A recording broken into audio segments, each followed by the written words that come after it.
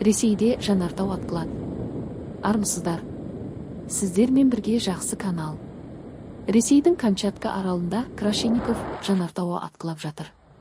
Бұл туралы Ресей ғылым академиясына қарасты вулканология және сейсмология институты хабарлады. Ақпаратқа сәйкес, жанартау 6000 метрге дейін жететін биіктікке қызыл шоқ атқылаған. Тіпті шоқтан тараған күл тынық мұхит жаққа тарап жатыр. Бақытына орай, шоқ пен күл тараған аймақтарда халық тұратын елді мекендер орналаспаған. Бұл құтқарушылар таратқан мәлімет. Жалпы жанартау Петропавловск Камчатск қаласынан небәрі 200 шақырым жерде орналасқан.